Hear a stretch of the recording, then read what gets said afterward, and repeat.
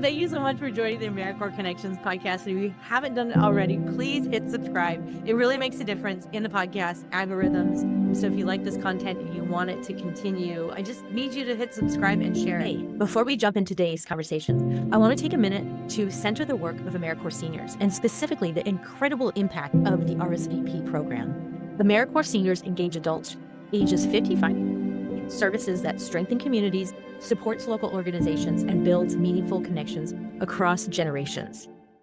Volunteers share their skills, life experience in a powerful way, from supporting food pantries, mentoring youth, and helping communities build programs and expand their reach and their impact. Tonight, we're celebrating both sides of the story. We're joined by a program manager who helps guide and shape these opportunities, and by a current AmeriCorps Seniors volunteer who is living the spirit of service every single day. Together, they show us what it looks like when purpose, experience, and community come together through AmeriCorps Seniors. Welcome to the AmeriCorps Connections Podcast. If you are new here, I'm Nicki Fiocco, the founder of AmeriCorps Connections, and our mission is simple: to reach as many AmeriCorps alums as possible, lift up their stories of service, build community, and continue to get things done.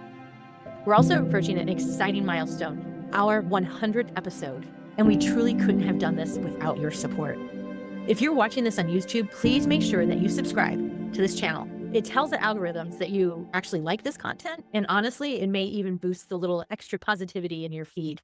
If you're listening onto your favorite podcast platform, please leave us a review and share the episode with a friend. Your support helps keep these stories alive, and I'm hoping to do even more. All right. And with that, let's begin today's interview. We just need a main star, Carolyn, not necessarily Kate. Everybody. Hi, Carolyn. Hi, Nicki. Put your video on. We do video in this podcast. Okay. I know it's the end of the day. There she is. So fun. Well, that's my sister, just making sure I got in okay. Yay. We love that. We love support. Yeah. I'm so excited, Nicki. I'm so glad. I was happy when AmeriCorps Seniors reached out to me and said, so would you be interested in, I don't know, highlighting some of our folks? I'm like, hell yes. Yeah. Like, one of the things that I realized as I went through the ranks of, and I'll just give a brief history. I was an AmeriCorps member in 2012. I didn't even know I was applying for an AmeriCorps program. And so I was like, wait, what? But I was in my 30s. So I had a late start with my career. I front loaded everything, which I'm really happy because now my kids are like 20 something and they've flown the nest and I still have energy, and that's cool. So I did my AmeriCorps year in 2011 to 2012. Didn't know what I was really doing, but it changed the trajectory of my a career, which I didn't even know I wanted to have. And then my site hired me. I did some volunteer coordination, and then I became a program manager for the AmeriCorps program that I served in, which was fun because then I went and looked at my files to see what kind of a member I was, and I was like, I was a terrible member. No. My reporting was always late. And then I became director of that program, which was exciting because then I could take my vision of my experience and tie it into generations of people who would go through the program. And then I became director of the governor's office on service and volunteerism. So so now I had 15 programs within my portfolio that were impacting the state. And I was in coordination with other states on how to make national impact.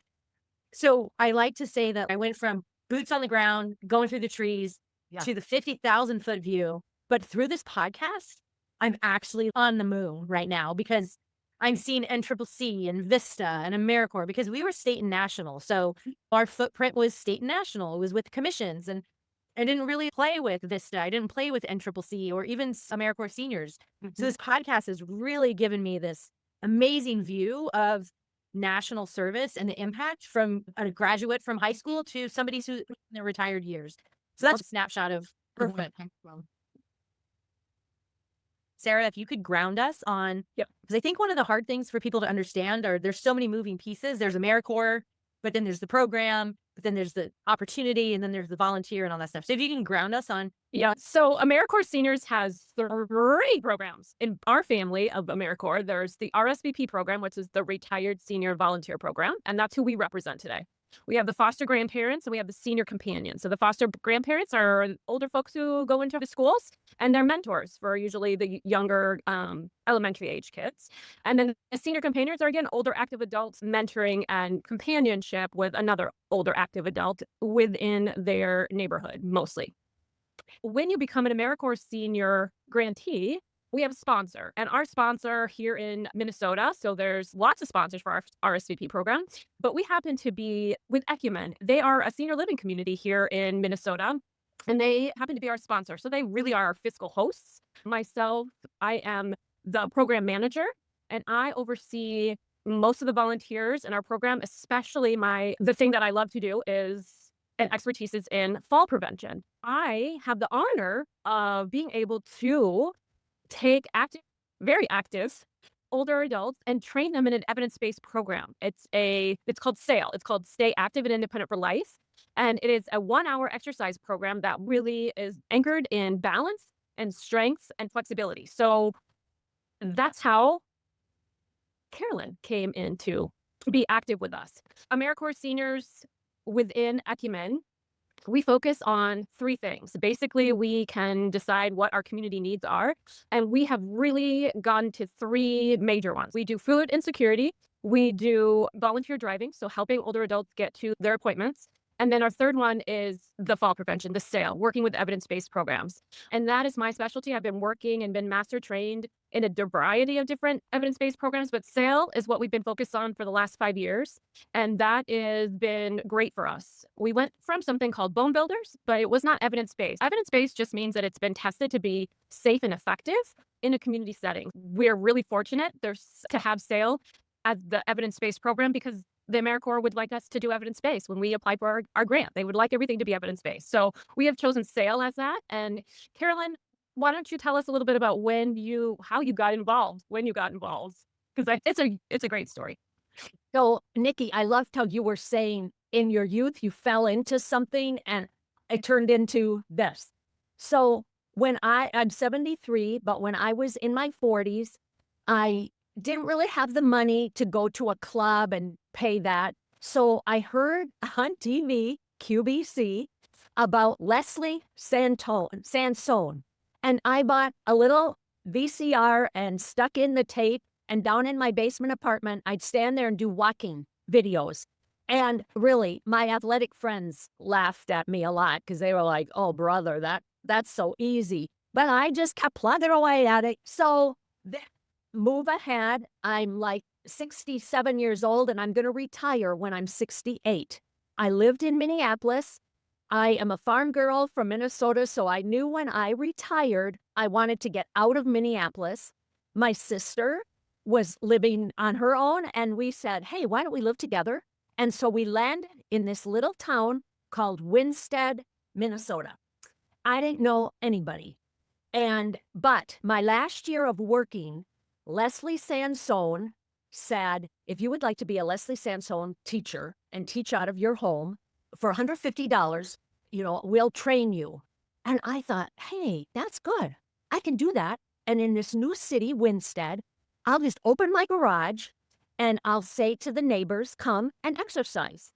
And then there was another line under $150. It said, if you do this, you need to have a lot of insurance because if people would fall in your house, you are responsible. Well, there was no way. I wanted to do it. I wanted to do the walking video. I believe in that kind of exercise, but I couldn't out of my own pocket have insurance for everybody. And so I just kind of forget about it. So I retire, I move out to Winstead, and a couple years after living here, it was January of 2023. I was driving to church choir, and a friend of mine was with me, and she said, she's a few years older than me. Her name is Elaine Olson. And Elaine said, Carolyn, I was at a meeting in Winstead last night, and there was somebody there who talked about a senior exercise program. And I don't want to do it. That's what she said at the time. We helped her into it, but she said, I don't want to do it, but you could do it. I said, Elaine, This is an answer to prayer. I can do it. I know I can do it. So I said, how do I do it? And she said, I'll give you Sarah's phone number. So then very next day, I called Sarah. I said, Sarah, I hear you want to start an exercise program and I can do it. What do you want me to do? She said, go to City Hall, talk to the people at City Hall, which we have the most wonderful people at our City Hall. And they said, sure, you can have it on Mondays and Fridays. Not great, I thought, because people love to go away on weekends, but hey, it's the only thing they offered. So I said, sure. And then Sarah said, well, then you have to go through training. I said, okay, when is it? And she gave me the dates, and I said, I'm going to be in Florida, but I get home the day before. I'll take it. And so I looked it up. April 10th, 2023. Instead officially started. And Sarah sent me a form with SAIL, AmeriCorps, and I brought that all over to businesses. I brought it to my church. Any old person I'd see, I'd go, hey, you want to come to an exercise class? So we had like 20, 21 people the very first time. And by fall, we had such a waiting list, we had to start a second class. And this fall, we started our third class. Now, there won't be a full, I can't do full. But, I have wonderful helpers, so I don't want to say that I'm just doing it. But so I would say, besides doing classes, there's some work behind the scenes. You got to make sure people sign in and make sure you have phone numbers. And it's so cold in Minnesota. If it's 20 below on Friday, I have to have people lined up so we can call and say, no, don't come to class today. Just stuff like that. So Elaine and I would be considered more like the head leaders. And then we have 6 other people who, they wanted to be called substitutes. But when they went through class with Sarah, well, they didn't really want to be substitutes because they love it and they want to do it. So we have this little monthly schedule that I fill out and, okay, Carol can go here and Carolyn here and Ann there. And, they not really substitutes. They are there to help. They love it. Everybody is so into it. And today we had some snow coming down. The classes were full. Yeah. These people are incredible. So Homestead, Minnesota, 6 miles away is Lester Prairie. We have about 25 ladies that drive from Lester Prairie. We have a couple from Howard Lake. We have a couple from, what's that other town? Waverly, that come. So they all come pulling in, they got snow all over them. And they're like, it's unbelievable, this group. And we have so much fun. We laugh, but I have to tell you, we work them hard, too. We work them hard. I really am enjoying that story into how you get to empower people. And one of the threads that we pull through with AmeriCorps is that it's kind of about us at the beginning, but then it's not about us, and then it becomes absolutely not obsessed. Mm-hmm. And that goes across all generations of AmeriCorps experiences. Yep. I want to spend a slight amount of time, and I don't know if this is the right time for it, but you had a career. Like, you were an assistant to a president of a university. So it's not like you were like, oh, I was at a call center and then I'm going to go quietly into the night. Yeah. You had a career and an influence and stress and all of that stuff. So can you talk a little bit about that transition after you retired? And I don't know, sometimes I think that in our workplace, we are I want to leave this legacy, but I don't even know if legacy is the right word, but it's more, I'm going to leave this folder. Yes. The person coming behind me, they can look and then I'm done. So tell us a little bit about your early experience, because that's something that I really want this series to highlight, is that I feel like sometimes senior volunteers are seen as no longer relevant or no longer, right? Like, you had your experience and, oh, that was back in the day. But we're at a point where we need to know where you were before and then shift that into yours. So could you frame us a little bit about just whatever you want to share about your past Yes. career experience.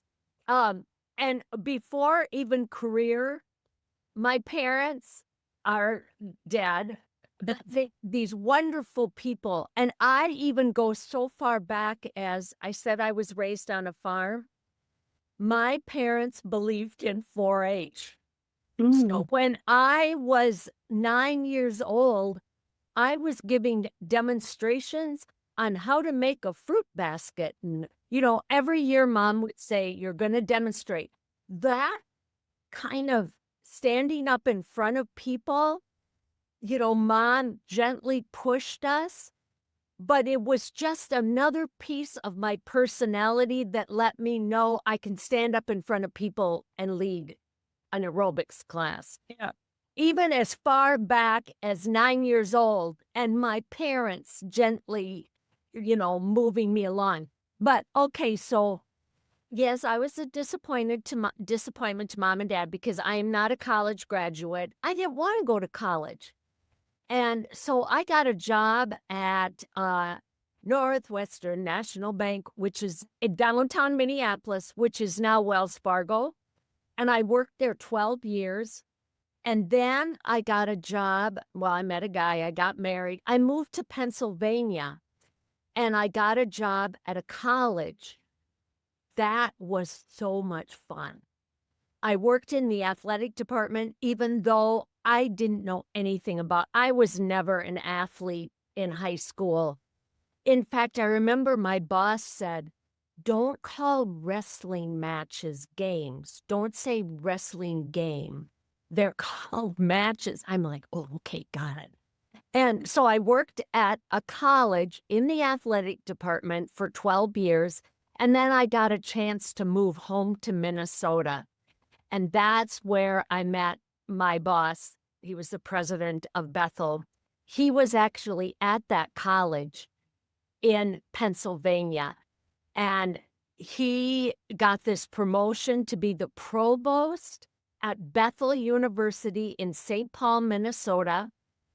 I said, Jay, I want to move home. I want to be back home in Minnesota. He hired me. I worked at Bethel University for the provost, Jay Barnes, 12 years, and then Jay Barnes became the president of Bethel University. So I worked for him 12 years more as the president. So 24 years for Jay Barnes. And life-changing. I know I love college-age kids. They're very thoughtful, they're fun, they've got boy stories, and, I have not such great boy stories from my past, but enough that I could share things with them. I mean, college-age kids are wonderful, wonderful. And so my boss, president, serve, terms, and I knew that when I turned 68, Jay was going to retire from being president of Bethel University. So I just hung in there with him. We both retired during COVID, June 2020. I moved out here with my sister, and, this didn't open up for me in 2020. But you know what? My parents lived in the nursing home in this town. Mm-hmm. And I got to spend the last year of my dad's life. He died when he was 102. Holy mackerel. Oh, I know. Farmer, good farmer. And I got to spend all this time with him. And then my mom, she lived a year longer than my dad. She was 96, and she died in 2022. So see, I didn't have anything pulling at me. Just go see mom and dad. And cards with mom and dad. Go be with mom and dad, And then all of a sudden in 23, this opened. Yeah. And I would say, so what was happening at the Winstead area and then a lot of our counties in the state of Minnesota. So we represent Meeker, McLeod, Candy High, Renville, Swift, and Chippewa. They're all these counties west of the Twin Cities, almost toward the Dakotas. So it's a lot of farmland, a lot of rural folks.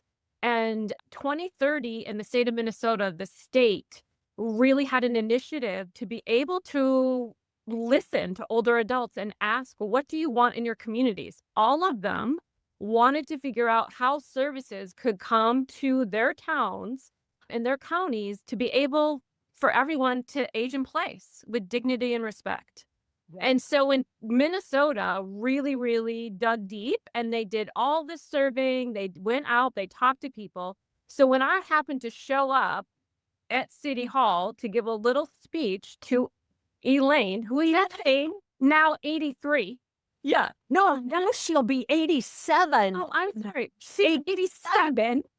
So In February. Yep. yeah, 87. So Elaine's there, and I am part of this conversation about the 2030 plan. The baby boomers are aging. They need to stay in their homes. They want to stay in their homes. How can we serve these people better? So I'm there representing AmeriCorps Seniors and the SAIL, so Stay Active and Independent for Life. And I have to tell them, hey, you guys, this is a great program. However, I need you to be brave for just a few seconds. So I happen to be at City Hall at part of this conversation to say, we can provide a service, but I need 4 brave souls, because you can't just ask one older adult to get up in front of a class and then to take a responsibility for 30 people, maybe more, for a whole year, twice a week. So the commitment is twice a week for an hour, but then you also have to put in some extra time. So it's not just an hour teaching. You're there half an hour before, you're there a half an hour later. You have to do all the forms that we require. So people have to do a waiver, and then there's updates. And so and the training itself, 8 hours. And then you have to teach back part of the curriculum so that I know the fidelity of the program will be kept to the integrity of the program. So when I find SAIL leaders, this is not, show up and do something for an hour once a month. This is a full-time commitment, and you need to be somebody who can stand up in front of a crowd. And then you also have to be able to be part of a training and then take in that training in about a week and then turn around and teach something to me so that I know you understand exactly how to do the balance section. How do you do the strength section? So for Caroline to come from the executive world and then come into here and have high expectations, I think that match was made in heaven. Yes. Agree. Yes. So, and then we got Elaine too, and we got Teresa Otto. Those are the first 3 that came in, and then Elaine's daughter Anne also helped out in the very beginning. Gosh. And from there, it's just bloomed and grown because these ladies take this seriously. Yeah. They know the responsibility that it takes, and you do need to have a lot of responsibility when you're exercising with older adults and chronic conditions that may come through the door. So it is a challenging volunteer job. Mm-hmm. Very challenging volunteer job. So I'm just going to interject real quick, is that Sarah, you as the RSVP program manager, you mentioned so many times about data driven, right? Yep. Like that your program is data driven. And I love what you said about these are the things that we have to pay attention to. And the fact that, Carolyn, you're living some of these things. And you've been trained on some of these movement things. And the crossroads of AmeriCorps Senior, and the importance of how to interject this infusion of funding and support into our communities is so important.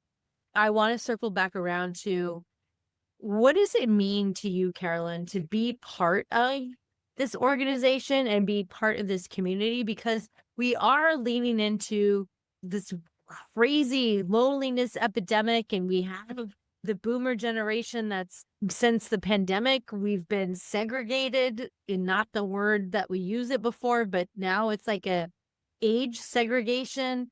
So talk to us a little bit about like how this empowers you in this moment in your life to feel surrounded by community. And then Sarah, I want to go back to you, because as a program manager, these things don't happen by accident. I knew that.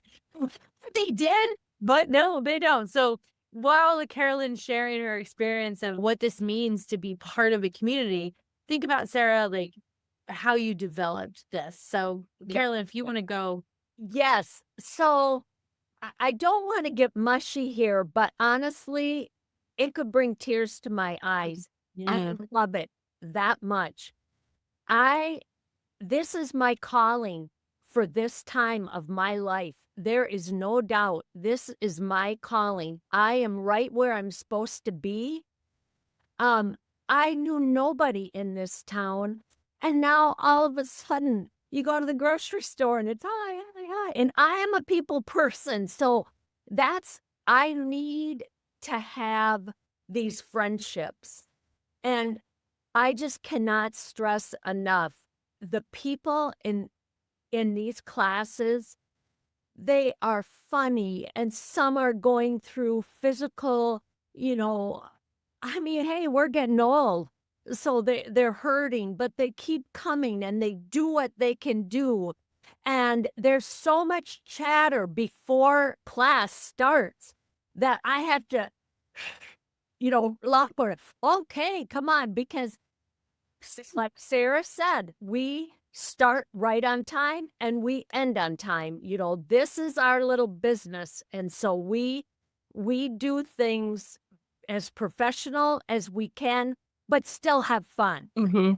It just, Nicki, this meeting Sarah, meeting Elaine Olson, I love these people out here. I love them. I get up at 10 to 6 every Monday and Friday because I just want some time to, do whatever. And I get there at 8 o'clock.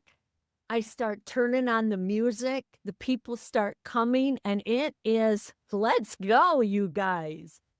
They're just a blast. It's funny that so I turned 50 this year. Like, she's a baby. She's a baby. I know. But I will say, I get out of bed and I'm like my knees are like crickly or whatever. And I've gotten back to the gym and I'm lifting heavy weights and I'm doing cardio and I'm doing all this stuff and I'm doing all the things. And like, I started doing pull-ups. I'm like, you can do pull-ups. Yeah, I can do push-ups. I can do all these things. And I can imagine that doing it within a community is great. And I think, I don't know, so my parents are in their 70s. So they're kind of the mindset of like, 70, these things are supposed to happen to my body. And I'm in my 50s. And I think that 20 years ago, you used to think I'm in my 50s and these things are just going to happen to my body. Yeah. And now I feel like in your 50s, you're like, these things might happen to my body, but fuck that. Yes. Yeah, yeah. Exactly. 70. Yeah. Just like, no, I'm still doing it. Yep. Hey, and you bring up a really good point. Once in a while, I'll say to people after class, I'll say, it's snowing outside. If we would have canceled class, how many would have done balance and weights, Right. and, some aerobics in their home? Oh, and everybody just sits there. And I get it. That's why you have to keep coming back, because together we start it and we end it, and you can walk out and not have it hanging over your head like, oh, I really should exercise today, and you never do it. This community, you start it and you stop it and you feel good about yourself. Yeah. So I want to circle back around, and Sarah, I think you're going to interject actually exactly where I probably am going to put this question is we're here on the AmeriCorps Connections podcast. This is what AmeriCorps funds. This is what AmeriCorps supports.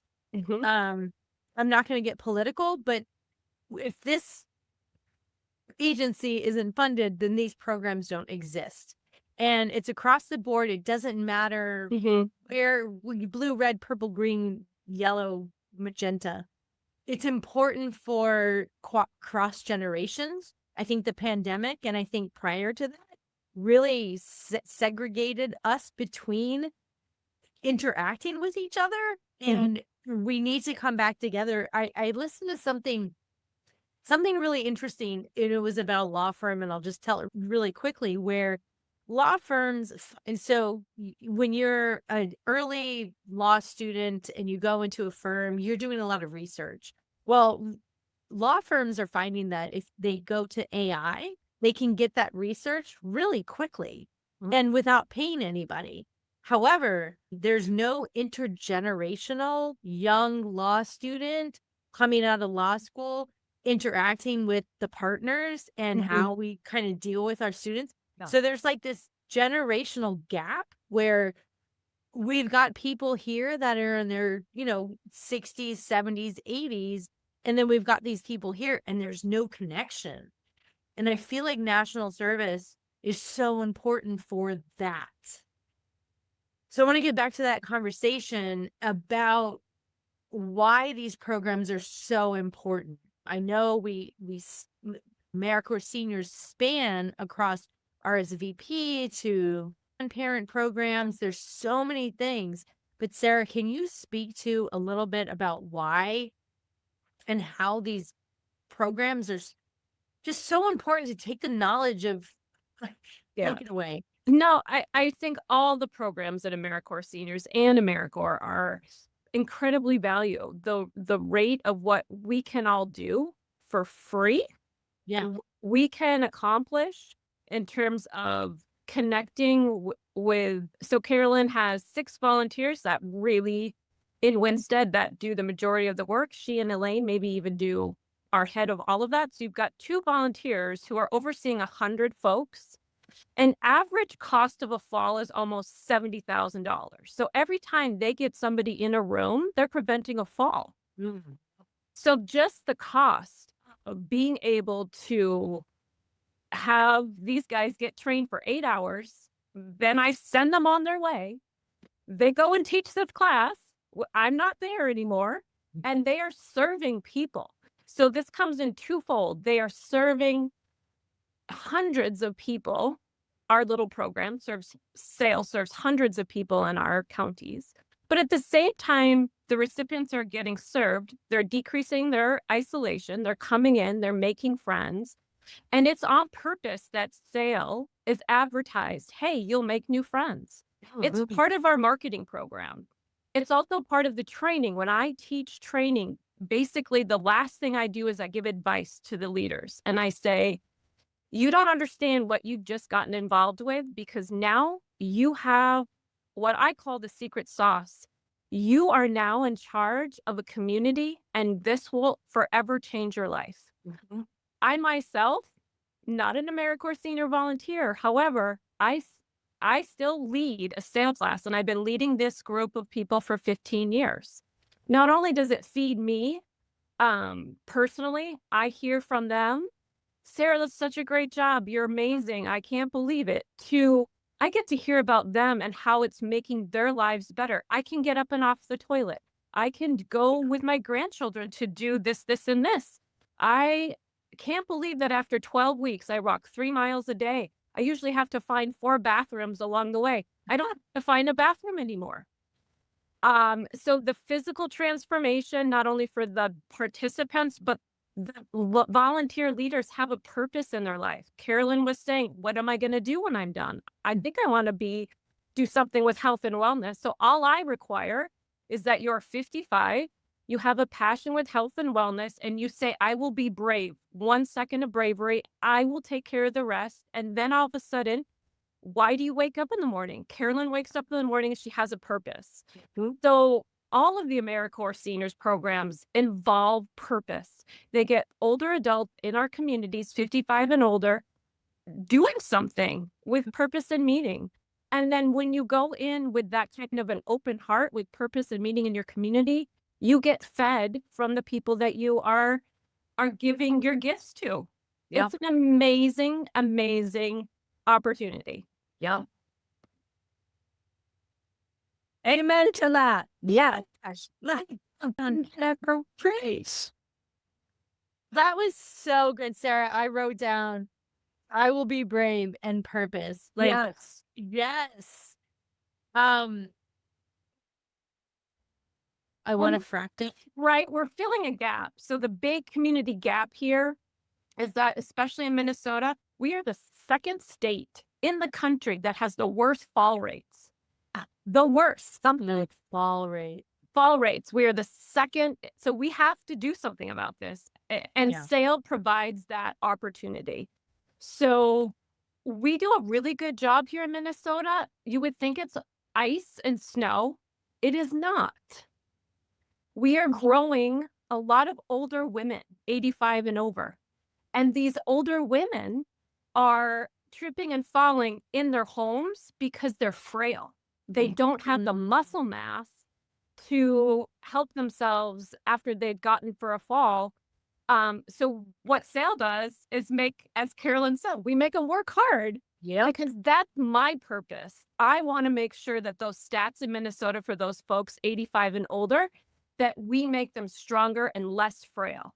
And I believe that Carolyn does this on a day-to-day basis with her group. When she has made new aerobics moves called the lawnmower. She has been so creative in terms of getting people physically fit and engaged. It's incredible. I want to learn. I want to learn about some of the movements. So I'm going to get you, Carolyn, but I'm going to say, and then maybe we can do it, right? I'm going to say that I didn't know that this was going to be the genesis of this conversation, but I come from a fitness background. Oh, And I was a personal trainer, and I trained women who were older, and I did a lot of movement training where I'd put a dumbbell on the ground, and I'm like, walk up to the dumbbell and pick it up. And to teach them balance, not teach them, but to reinforce balance and to reinforce, if you're picking something up on this side of your body, you kind of have to lean to this side of your body. And I had a lot of pushback because they were like, I want to be fit. And I was 27 years old. I'm like, no, you need to not fall. Like, you need to balance. Let's make sure, just what you said, let's make sure we can sit down in a chair without falling over in the chair. And so I resonate so much with this. So Carolyn, can you share with us? I don't know if you want to get up and show us. Well, totally down for it. Share with us, what are some of the things that are important for people to take away? yeah. So let me just say, when you take training through Sarah pretty much tells you, this is what you're going to do for warm up. This is balance, these are weights, and this is stretching. But that aerobic section, she's kind of just, do whatever you want. Figure it out. I love music from the 60s and 70s. So, I mean, you turn on James Brown and watch out. And, you have to. Okay, so here's something that the grapevine, now, okay, well, when we do moves, It's gonna zoom in on you. So yeah, okay. Well, okay, so we kind of start slow and we do kicks, and then up on the side. And then they're learning how to do like a beat, like 1, 2, 3, up. Hold that fourth beat. I want them to think. yes. Just, that's not fun. And so we've been working on just slowly the grapevine. Now, a lot of people that do country western dances, they got this down. But there are a lot of people that had no idea. And so we just slowly, step behind, step together, step behind, step. Well, today I didn't stop and say, okay, now remember, step behind. I said, grapevine. And away on you went, and the whole room was just moving together. Now I'm talking some in their 90s, and I can see their little mouths going. Probably my favorite thing that I do, I find songs that kind of have a little jazz beat, and so they know, they can tell when I get this song. There's an old song called Fever in the Moon. Fever. Yes. When that comes on, we just know we've worked hard. This isn't a cool down, but we just go 8, boom. And I'll go, come on, get your hips going. And so they go out there, Fever when let's go to the left. And then they're like, boom, boom, then let's go to the front. After we go through that, then it's time to get back. And we usually do arm things. And so one of them, I'll just holler, pound those arms. And we all go 8 pounds, on each side, pound those legs. And we just stand and go because we want to get strong bones. So nobody's underneath us. Okay. It's not like a building where we're on second floor. So they're pounding away. And then I go, okay, like I got a cat, And so they're like going like this, and they're going up everything to a beat. I got to have a beat. I can't get off the beat. And they're all like, okay. And then, start that lawnmower. Well, now it says no blower. And we're just like 1, 2, 3, 4. And then we go this way. And then they all love the monkey. What I really love about aerobics is any movement to a song is good. Yes. Any little thing. We'll pretend like we're driving a car and I'll go to the right. Anything to move the arms, it's just and they're giggling because they're embarrassed half the time, They're like, oh, the monkey, she really likes the monkey. But they're all game to do it. Sometimes I'll say to them, we're going to learn something new today. And I'll hear a few little groans and I go, no, we still are going to learn it, even though we learn this. And they all get it. They all one of the things that I'm hearing in this is that service transcends. We want service to transcend ourselves. And I can tell, Carolyn, that it transcends you, right? Like, join AmeriCorps Seniors because you're, and maybe you know exactly what AmeriCorps Seniors. No idea. I don't even care. It's going to give me this opportunity, and you get this thing. And the fact that you got up and you did that dance, and then actually, I don't even know if I captured myself, but I was actually dancing too.